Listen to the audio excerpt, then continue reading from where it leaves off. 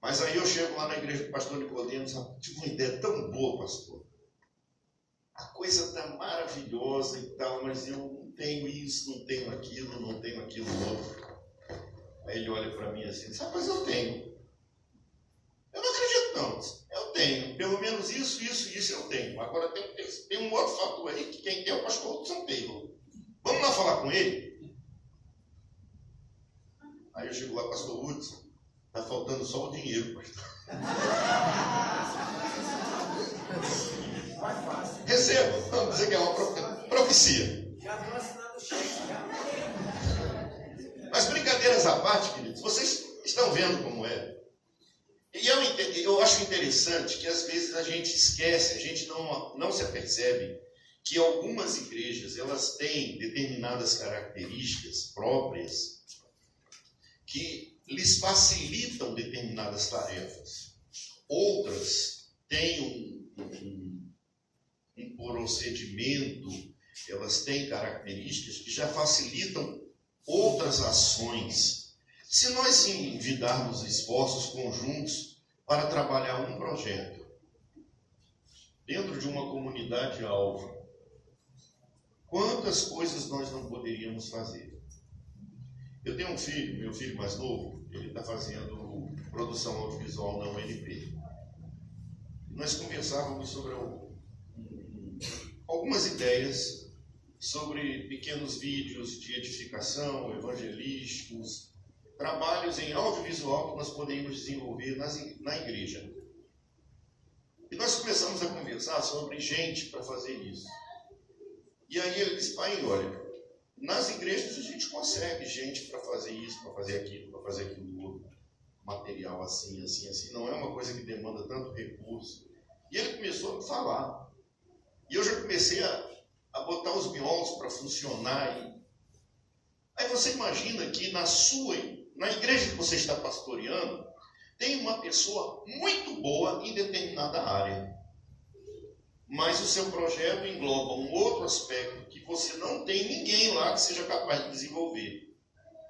Você chega lá na igreja do pastor Sebastião e ele tem. Ele diz, rapaz, eu tenho uma pessoa aqui que é expert nessa área. O cara tem doutorado nessa área. Opa! Por que nós não vamos trabalhar juntos? Né? Vamos implantar rede para estabelecer uma face pública relevante que expresse de forma consistente e impactante os princípios e valores do Evangelho de Jesus Cristo. Vou dar um exemplo para vocês. Ideologia de gênero, que é um assunto que está em pauta, bem discutido, contemporâneo. E eu me vejo muitas vezes envergonhado quando eu vejo alguém discutir ideologia de gênero. Porque uma pessoa se dispõe a ir discutir o assunto, às vezes sem o conhecimento, sem ter um pensamento formado, muitas vezes sem uma base consistente de princípios e valores bíblicos, quando nós temos várias pessoas na igreja que estão qualificadas para discutir o assunto. Muitas vezes nós vemos uma comunidade sendo achacada pela violência. Hoje, dentro de Natal, não temos uma, temos várias comunidades que estão sendo afetadas pela violência urbana. Comunidades que são afetadas pela falta de atendimento de saúde pública. Comunidades que são afetadas pela falta de saneamento básico, entre outros problemas da administração pública. E eu pergunto, por que as igrejas não podem, através de um movimento de redes, de lideranças evangélicas, cobrar do poder público que eles resolvam este problema? E com argumentos e princípios relevantes. Eu digo aos irmãos, e eu defendo esse ponto de vista, que um dos papéis que a igreja possui não é apenas o discipulado espiritual de alguém que se converte, mas é também o discipulado político, social, de uma comunidade onde ela está inserida. não é você apregoar um partido ou uma ideologia, porque Leonardo Boff diz que isso é a política com P minúsculo. Mas é você defender uma política de educar as pessoas para a cidadania. Orientar o povo e apresentar a eles a realidade que, se eles venderem o voto deles a quem quer que seja, eles sempre serão escravos dessa pessoa que foi eleita com voto comprado. Educar essas pessoas para lutar por seus direitos e para defender, para cumprir também com seus deveres. Não há como se confrontar a corrupção do Brasil sem que nós, Igreja do Senhor, que temos o real sentido de justiça, sem que nós façamos esse trabalho de educação e de mudança de mente, a verdadeira metanoia na cabeça das pessoas.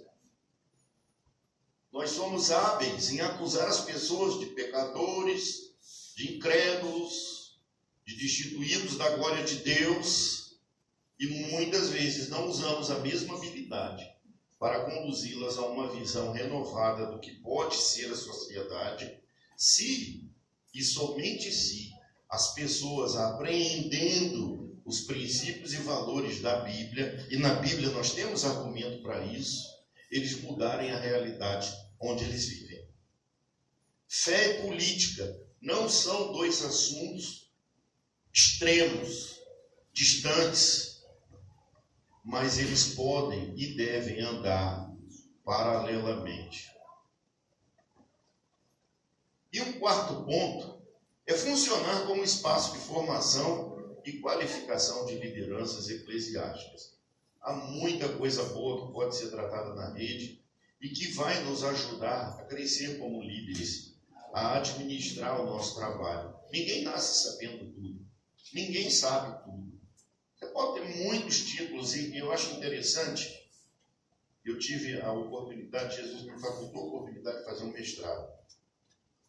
E eu fiz pós-graduações, eu fiz graduação, pós-graduação, cheguei a um mestrado.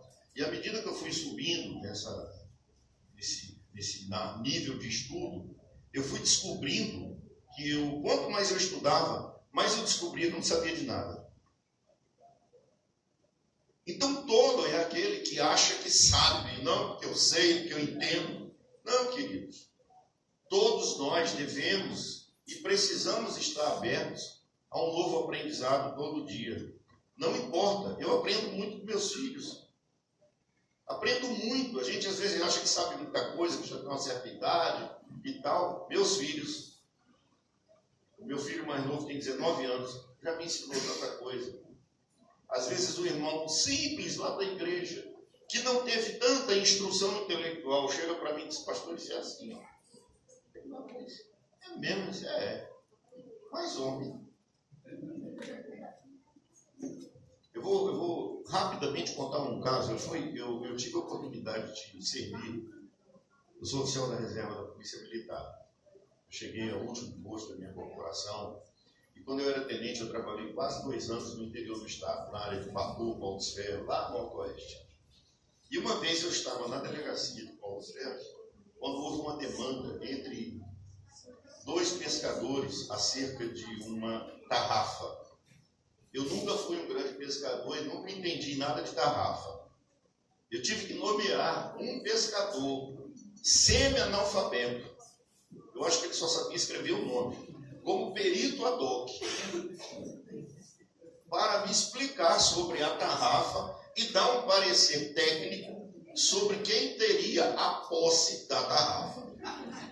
Irmão, e ele foi me explicando, porque tem essa malha, e tem esse nó, e é assim, tem esse espaço.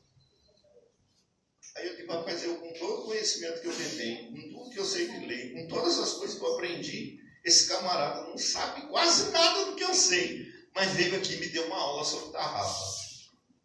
Então, sempre nós temos algo a aprender. E a rede é uma oportunidade de nós crescermos. Valores fundamentais para a rede. Você constituiu a rede, você vai ter 3 valores importantes: capacitação, pastoreio e cooperação. Nós vamos falar sobre cada um deles. Capacitação. A rede deve funcionar como uma comunidade que fomente a capacitação de pastores e líderes. A rede precisa levar os pastores e líderes ao crescimento, à capacitação, através de um aprendizado bíblico-teológico. Ninguém se forma doutor em Bíblia. O seminário dá até um título, né? Doutor em divindade e tal. Mas eu duvido que você conheça tudo sobre Deus. Não conhece, não. Então, a gente sempre tem algo a aprender na palavra. Crescimento espiritual. A rede nos proporciona esse crescimento espiritual. Desenvolvimento da atividade pastoral ou de liderança. Você é um líder, você é um pastor. Você vai desenvolver a sua atividade dentro da rede. E o aprimoramento gerencial e a inovação administrativa. Às vezes, uma coisa que você nunca pensou que pode solucionar uma questão que você tenha na sua igreja, pode ser tratado na rede. Pastoreio.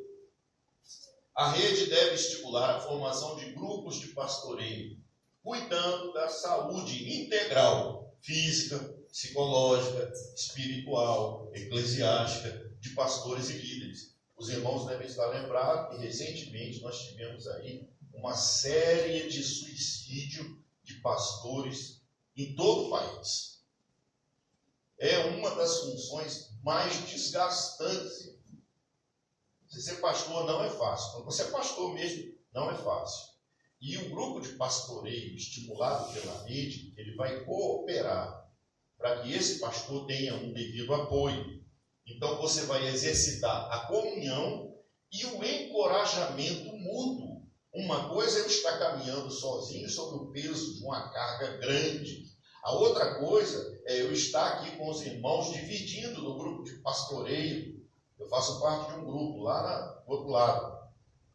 E a gente senta muitas vezes e chora, e rasga o coração, e vem um ora por você, e bota as mãos, e a gente divide os problemas, e a gente fica naquele compromisso de se encorajar. Não, vamos em frente, a gente está com você. Você ganha fôlego, você ganha ânimo. Compartilhar experiências. Quantas coisas. Eu estou em falta, mas o pastor Nicodemos era meu companheiro de caminhada, eu era companheiro dele, e nós conversamos muito. Ele me relatou experiências que ele teve, eu relatei algumas experiências que eu tive. Isso é importante, queridos, essa troca de experiências que podem nos ajudar e nos esclarecer sobre questões que enfrentamos no nosso dia a dia. Oração conjunta não é só a sua oração isolada, mas é a oração em grupo, a oração comunitária, a oração com outros irmãos. Assistência familiar e pessoal, porque o grupo de pastoreio envolve também as esposas dos pastores e líderes. Então você, de uma forma ou de outra, e nós já vimos em grupos de pastoreio famílias serem restauradas, serem tratadas, serem abençoadas. E a cooperação. A rede deve incentivar a prática do compartilhamento de serviços, dados e experiências, bem como a cooperação eclesiástica entre denominações. A partilha de serviços e informação. Você tem alguém na sua igreja que tem um serviço que possa oferecer a outra igreja? Por que não fazê-lo? Se você tem informações acerca de um trabalho, acerca de uma localidade que alguém está querendo alcançar, acerca de uma missão, por que não compartilhar?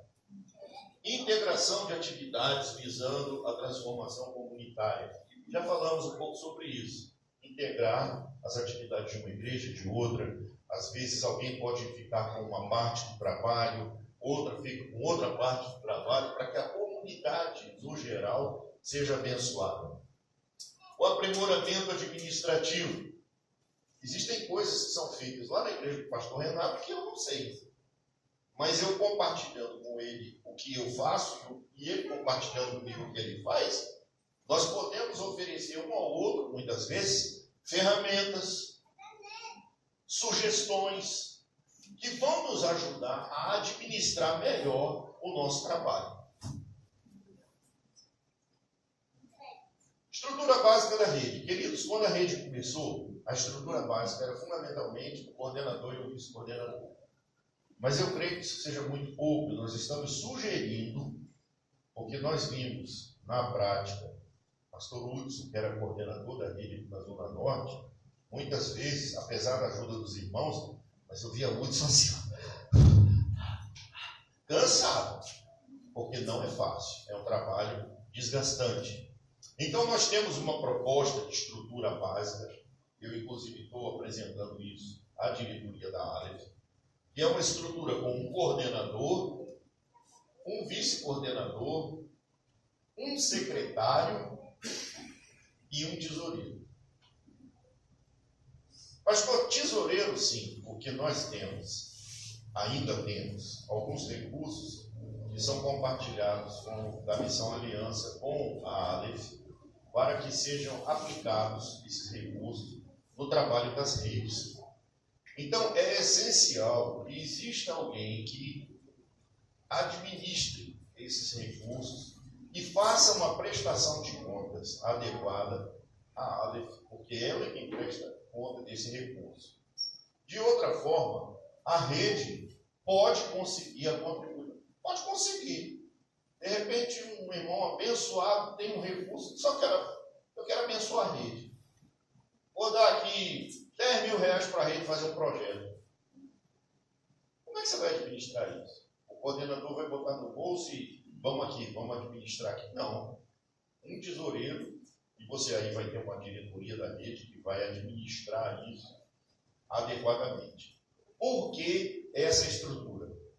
Porque eu defendo, e já defendi isso numa reunião de diretoria da Aleph, que as redes, elas precisam ter uma certa independência. A Aleph fomenta a formação das redes. A Aleph estimula, coopera, capta recursos para abençoar as redes, mas ela não vai gerir, ela não vai administrar as redes, porque não é essa a função da Aleph.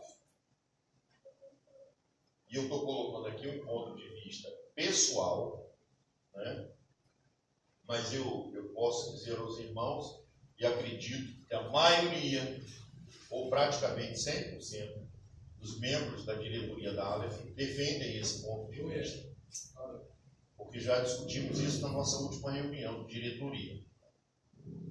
Os núcleos de pastores e líderes. Vamos entender bem o que é isso antes da gente mostrar aqui. Você tem um conjunto de pastores que servem ao Senhor em Nossa Senhora da Apresentação, ou lá no Parque dos Coqueiros. E você tem um grupo de pastores que servem ao Senhor lá na Ridinha. Ridinha, Nova Ridinha, a localidade chamada de África. Vocês sabem qual é a distância entre um local e outro? Em linha reta é aproximadamente 10 a 11 quilômetros. Mas se a gente for observar a dificuldade para o deslocamento através de transporte público, ou mesmo um veículo próprio, fica complicado. Na hora que você tem núcleos, fica mais fácil de você trabalhar. Vai esfacelar a rede? Não, a rede permanece. Mas, por exemplo, se nós temos 10 pastores de 10 igrejas, com mais 15 líderes que estão servindo nessas igrejas, lá no Parque dos Coqueiros, por que eles não podem se reunir para discutir os problemas lá no Parque dos Coqueiros? Porque se eles forem discutir os problemas da Ridinha, vai ficar difícil porque eles não têm essa vivência. Eles não conhecem mais detalhadamente o cotidiano da Ridinha. Mas aqueles 5, 6, 10 pastores e mais não sei quantos líderes que estão lá na Ridinha, eles conhecem. Então, há mais facilidade se você discutir essas coisas em nível local. Então, você tem aqui a Zona Norte, mais uma vez, aqui só a Zona Norte, com seus bairros, e essas cruzinhas, que na verdade não são cruzes, é porque ficou pequenininho, mas é um bonequinho e uma bonequinha, né? Porque nós temos pastoras também. Existem lideranças masculinas e lideranças femininas. Então, está ali, estão reunidos em cada bairro. De repente, cresce, vai se multiplicando, e aí O conjunto desses núcleos vai formar a rede da Zona Norte. Não é que você tenha 5, 6 redes. Você tem núcleos que compõem uma rede. A rede discute os problemas em geral. A rede aglutina os interesses desses líderes e pastores. Mas eles vão discutir os pontos específicos das suas localidades. Por exemplo, o conjunto de igrejas que está aqui, nessa localidade, nesse arredor, tem condição de falar sobre a situação aqui. Por quê? Porque conhece, porque convive. Mas se eu levar esse grupo lá para o Pajuçara, talvez um ou outro até conheça, mas não vai ter tanta propriedade para discutir os problemas diários daquela localidade. Não vai ter tanto entendimento sobre o comportamento e a caracterização daquelas pessoas que estão ali. E para a gente concluir, as atividades que são desenvolvidas normalmente, ou que deveriam ser desenvolvidas pela rede. Reuniões periódicas, é isso que está acontecendo aqui, as reuniões periódicas da rede. Os fóruns e conferências, todos os anos é realizada a conferência da Zona Norte, conferência da rede Felipe Camarão. Os grupos de pastoreio, né? E é importante que eles surjam, aliados a esses núcleos, surjam os núcleos de pastoreio. Os treinamentos, a rede pode promover treinamento, pode trazer, por exemplo, nós estávamos vendo o pastor Renato falar que a rede está interessada em mandar gente para a alfabetização através da Bíblia, para que eles repliquem esse conhecimento aqui junto a outros. Olha, isso é treinamento, irmão. Você tem uma capacitação, conhece alguém que tem uma capacitação e que pode repassar isso para as igrejas? Por que não fazê-lo através da rede? Grupos de estudos e pesquisas. Olha, irmão, eu sou apaixonado por isso. Eu defendo que toda rede deve ter grupos. A gente chegar aqui e dizer, eu estou interessado em estudar essa situação de iluminação pública em tal lugar, de saneamento, ou estudar uma comunidade que tem ali, que precisa de um atendimento mais. Por que não se juntar pastores que trabalham naquelas cercanias, né? Vamos formar um grupo aqui para pesquisar, para estudar aquela comunidade. E aí faz um levantamento de dados, mapeamento do local, renda per capita, atividades econômicas desenvolvidas no local, inserção no mercado de trabalho, qualificações presentes, ocupações, nível de desemprego, índices de violência, postos de saúde, todos esses dados. A partir desses dados, como é que nós podemos intervir enquanto igreja? O que a gente pode fazer? Quem são os vereadores, por exemplo, que têm influência sobre aquela área? Gente, como a rede tem poder na mão. Só que às vezes a gente não sabe. Isso é poder. E nós temos uma coisa melhor ainda. Nós temos um Deus que entra onde nós não podemos entrar. Que sabe tudo, que conhece tudo, que pode tudo. Por que não fazer uso desse poder maravilhoso que o Senhor tem? Ações de transformação comunitária. Nada impede que 10 igrejas se unam para fazer uma mudança numa comunidade. E a mobilização comunitária, que já são movimentos de maior porte. Por exemplo, o que aconteceu em Felipe Camarão há algum tempo atrás, onde, num espaço mínimo de tempo, vários jovens foram assassinados. Os pastores da área mobilizaram a população e fizeram um movimento. Por que não fazer? Às vezes nós temos, assim, problemas sérios num determinado local. Por que nós não podemos mobilizar? Olha, irmãos, nós tivemos uma situação recentemente. No Conjunto Potengi, eles queriam colocar uma estação lá para tratamento, coleta e tratamento de lixo. E eles diziam que era uma estação ecológica. Iam fazer isso sem conhecimento da maioria da população local. E quando uma irmã estava indo para a igreja e viu a distribuição de panfletos com relação àquela reunião. Mas que é isso aí? Não, a reunião que vai ter aqui. Quando ela olhou, eu só vou para a igreja, não. Vou lá para essa reunião. E quando ela chegou lá, já estava tudo pronto, orçamento pronto, tudo certinho. Ela disse, ei, não é assim não. Vocês não consultaram com... Não, mas... Não, eu não aceito isso, eu vou denunciar. Então vamos marcar um dia para fazer uma assembleia com a população para a gente decidir o que vai ser feito. Ela correu para a igreja. Pastor, pelo amor de Deus, olha aqui, a situação é essa. Se a gente colocar isso lá, eu fui visitar, aqui tem no Paulo, não sei aonde, vai ser um acúmulo de lixo lá, vai ser uma atração de gente que vai gerar problema para a comunidade, vai atrair inseto, todo tipo de lixo. Ela me relatou uma série de problemas que aconteceriam.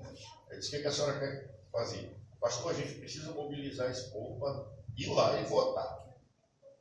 E num dia de domingo, eu estava com a igreja bem cheia. Eu digo, irmãos, olha, relatei o problema, o que poderia acontecer, se eu peço aos irmãos e a você que está nos visitando, vá à reunião, convide seu parente, seu vizinho, todas as pessoas que você conhece, que são seus vizinhos, você que é morador daí, mobilize a comunidade e vamos votar contra esse projeto, que é um mal que vai ser trazido para a comunidade. Quase 200 pessoas reunidas no centro comunitário. E aí uma senhora, nem crente era, olhou e disse assim, eu nunca vi esse centro comunitário desse jeito cheio. Nem dia de eleição. Depois essa mesma senhora e uma outra que estava lá, da igreja católica, chegou lá e disse, irmã, agradeço ao pastor por ter mobilizado as pessoas, porque a gente não tinha nem ideia do que ia acontecer, mas foram os crentes que mobilizaram a comunidade. Irmãos, nós temos condição de fazer uma grande viravolta na nossa comunidade. Gente, em rápidas palavras, era isso que nós tínhamos a apresentar sobre o trabalho de redes. Acredito que o meu propósito era esse, era de passar para os irmãos a validade, a importância e a força que o trabalho de redes tem. Não só para que isso fortaleça a unidade das igrejas, mas, acima de tudo, para que isso reverta em benefício para as pessoas que estão lá fora. Esse é o propósito que nós temos com a formação das redes. O Evangelho se torne vivo, uma prática que alcance e melhore a vida das pessoas, levando-as a saber que Jesus veio não só para salvar a alma, mas para transformar e para dar uma qualidade de vida melhor às pessoas. Amém? Eu agradeço a rede, o convite, espero poder ter contribuído mais um pouquinho com esse trabalho tão importante para a Igreja do Senhor.